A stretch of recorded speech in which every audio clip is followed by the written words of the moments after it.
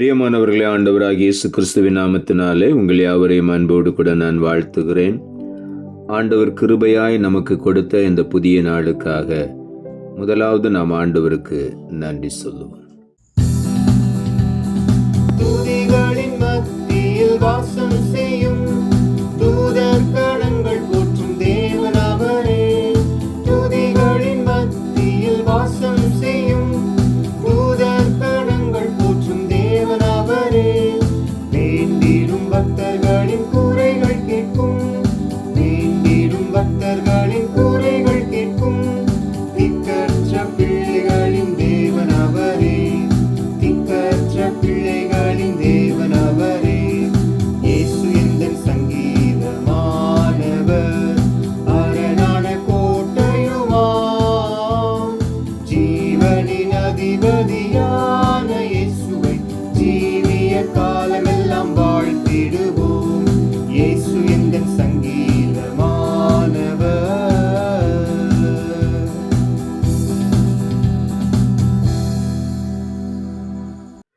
இந்த நாளுக்கு இந்த ஆண்டவர் கொடுக்கிற ஒரு வார்த்தை யாத்ராகம புஸ்தகம் 20ஆம் அதிகாரம் 24வது வசனம். யாத்ராகமம் 20:24. நான் என் நாமத்தை பிரஸ்தாபப்படுத்தும் எந்த ஸ்தானத்திலும் உன்னிடத்தில் வந்து உன்னை ஆசீர்வதிப்பேன். இந்த காலை வேளையிலே ஆண்டவர் சொல்லுகிறார், அவருடைய நாமத்தை நாம் எந்தெந்த இடங்களிலே பிரஸ்தாபப்படுத்துகிறோமோ, மேன்மைப்படுத்துகிறோமோ, உயர்த்துகிறோமோ, அந்த ஸ்தானத்திலே ஆண்டவராகிய தேவன் நம்மிடத்துல வந்து நம்மை ஆசீர்வதிப்பார். இந்த காலை வேளையில இஸ்ரவேலை ஆசீர்வதிப்பதே கர்த்தருக்கு பிரியம் என்று வேதம் சொல்லுகிறது. நாம் ஒவ்வொருவரையும் ஆசீர்வதிக்க விரும்புகிற ஒரு தேவன். ஆகவே இந்த காலை வேளையில நாம் செய்ய வேண்டிய ஒரே ஒரு காரியம், அவருடைய நாமத்தை நாம் பிரஸ்தாபப்படுத்த வேண்டும். அவருடைய நாமத்தை நாம் மேன்மைப்படுத்த வேண்டும். அவருடைய நாமத்தை நாம் உயர்த்தி துதிக்க வேண்டும்.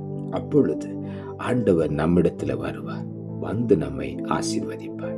சங்கீதங்களின் புஸ்தகம் 45ஆம் அதிகாரம் 17ஆம் வசனம் இப்படியாய் சொல்லுகிறது, உமது நாமத்தை எல்லா தலைமுறைகளிலும் பிரஸ்தாபப்படுத்துவேன்.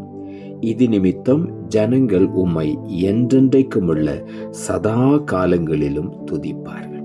தாவீது சொல்லுகிறார், உமது நாமத்தை எல்லா தலைமுறைகளிலும், தலைமுறையாக நான் உம்முடைய வல்லமையுள்ள நாமத்தை பிரஸ்தாபப்படுத்துவேன், மேன்மைப்படுத்தி கொண்டே இருப்பேன், உம்முடைய நாமத்தை நான் உயர்த்தி கொண்டே இருப்பேன் என்று தாவீது சொல்லுகிறார். இது நிமித்தம் ஜனங்கள் உம்மை என்றென்றைக்கும் உள்ள சதா காலங்களிலும் துதிப்பார்கள் என்று. தாவீதுடைய நோக்கமே ஆண்டவரை எப்பொழுது நாம் துதிக்க வேண்டும். காரணம், நம்முடைய தேவன் துதிகளுக்கு மத்தியிலே வாசமாயிருக்கிற தேவன். துதி இருக்கிற இடத்தில் ஆண்டவர் தங்கி தாபரிக்கிற தேவன். ஆகவே அவர் சொல்லுகிறார், என் நாமத்தை உயர்த்தி துதிக்கும் பொழுது நான் அங்கு வந்து விடுவேன், நான் வந்து அவர்களை ஆசீர்வதிப்பேன் என்று சொல்லுகிறார். ஆகவே இந்த காலை வேளையில் எப்பொழுதும் ஆண்டவரை நாம் துதித்து மேன்மைப்படுத்தி அவருடைய நாமத்தை பிரஸ்தாபப்படுத்தி கொண்டே இருக்கும் பொழுது ஆண்டவர் நம்மோடு கூட எப்பொழுதும் இருப்பார். ஆகவே மனமகிழ்ந்து ஆண்டவரை நாம் துதிக்கும் பொழுது வேதம் சொல்லுகிறது, நீ கர்த்தருடைய சமூகத்துல மன மகிழ்ச்சியாயிரு, உன் இருதயத்தின் வேண்டுதல் உனக்கு அருளப்படும் என்று.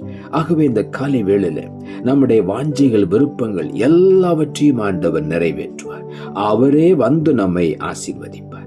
பிலிப்பியர் புஸ்தகம் 2ஆம் அதிகாரம் 11ஆம் வசனம் சொல்லுகிறது, பிதாவாகிய தேவனுக்கு மகிமையாக இயேசு கிறிஸ்து கர்த்தர் என்று நாவுகள் யாவும் அறிக்கை பண்ணும்படிக்கும் எல்லா நாமத்துக்கு மேலான நாமத்தை அவருக்கு தந்தருளினார்.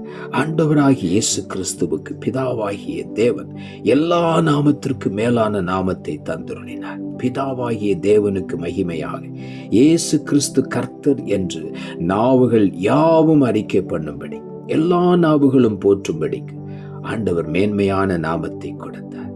அந்த நாமத்தை நாம் சொல்லி கூப்பிடும் பொழுதெல்லாம் ஆண்டவர் நம்மை ஆசீர்வதிக்கிறார். அவருடைய நாமத்தை பிரஸ்தாபப்படுத்துகிற எந்த ஸ்தலத்திலும் அவர் வந்து விடுவார். அங்கு வந்து அவர் ஆசீர்வதிப்பார். இந்த காலை வேளையில நாம் இருக்கிற இடங்களில் ஆண்டவருடைய நாமத்தை பிரஸ்தாபப்படுத்துவோம். அவருடைய உன்னதமான நாமத்தை சொல்லி சொல்லி ஆண்டவரை நாம் உயர்த்தி மேன்மைப்படுத்துவோம். நிச்சயமாகவே நம்மை ஆசீர்வதிக்காமல் இருக்கவே மாட்டார். லேவியராகம புஸ்தகம் 26 சொல்லுகிறது, உங்கள் நடுவில் என் வாசஸ்தலத்தை ஸ்தாபிப்பேன், என் ஆத்துமா உங்களை அரோசிப்பதில்லை என்று இங்கே ஆண்டவர் சொல்லுகிறார். உங்கள் நடுவிலே என் வாசஸ்தலத்தை ஸ்தாபிப்பேன். வேதம் சொல்லுகிறது, அவர் வாசல்களில் துதியோடும் அவர் பிரகாரங்களில் புகழ்ச்சியோடும் பிரவேசித்து என்று வேதம் சொல்லு.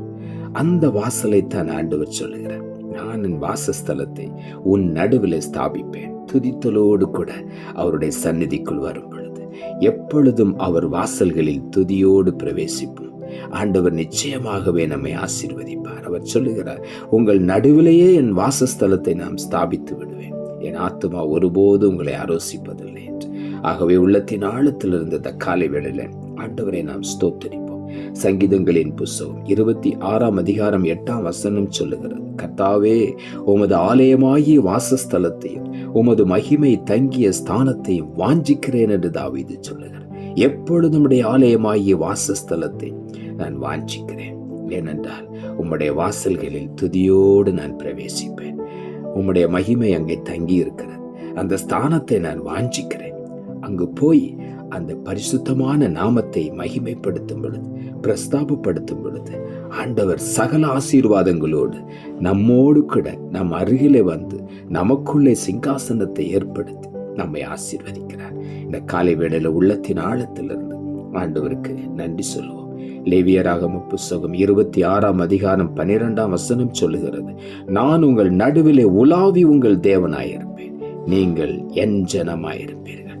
இந்த காலை வேளையில ஆண்டவர் சொல்லுகிறார், நீங்கள் துதித்து துதித்து தேவனுடைய நாமத்தை பிரஸ்தாபப்படுத்தும் பொழுது அந்த ஸ்தலத்திலே நான் உன்னிடத்துல வருவேன், உன்னை நான் ஆசீர்வதிப்பேன், உங்கள் நடுவிலே நான் உலாவுவேன், உங்கள் தேவனாயிருப்பேன், நீங்கள் என் ஜனமாயிருப்பீர்கள்.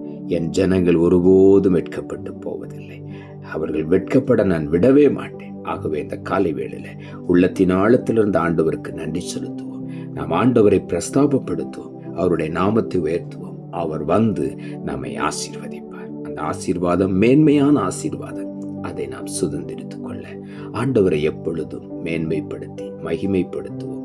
அவருடைய நாமத்தை பிரஸ்தாபப்படுத்துவோம். நிச்சயமாக முழுமையான ஆசீர்வாதத்தை அந்த காலை வேளையில நாம் ஒவ்வொருவரும் பெற்று அனுபவிப்போம். நாம் ஜெபிப்போம். அன்புள்ள ஆண்டவரை, கிருபையானீர் கொடுத்த இந்த புதிய நாளுக்காய் மறுபடியும் உமக்கு நன்றி செலுத்துகிறோம். ஆண்டவர் கொடுத்த ஜீவனுள்ள வார்த்தைக்காக நன்றி. நான் என் நாமத்தை பிரஸ்தாபப்படுத்தும் எந்த ஸ்தானத்திலும் உன்னிடத்தில் வந்து உன்னை ஆசீர்வதிப்பேன் என்ற வார்த்தையை கொடுத்தேன். வசனத்தை கேட்டுக்கொண்டிருக்கிற ஒவ்வொருடைய வாழ்க்கையிலும் ஆண்டவரை பிரஸ்தாபப்படுத்தி ஆண்டவருடைய நாமத்தை மேன்மைப்படுத்தி உயர்த்தி மகிமைப்படுத்தி கொண்டே இருக்க உதவி செய்யும். அந்த இடத்துல நீர் வந்து ஆசீர்வதிக்கிறதை ஒவ்வொருவரும் அனுபவிக்க நீர் உதவி செய்யும். இன்று முதல் அந்த ஆசீர்வாதத்தை ஒவ்வொருவரும் சுதந்திரித்துக் கொள்ள உதவி செய்யும். தாழ்த்துகிறோம். இரட்சகர் இயேசுவின் நாமத்தில் ஜெபிக்கிறோம் நல்ல பிதாவே, ஆமென்.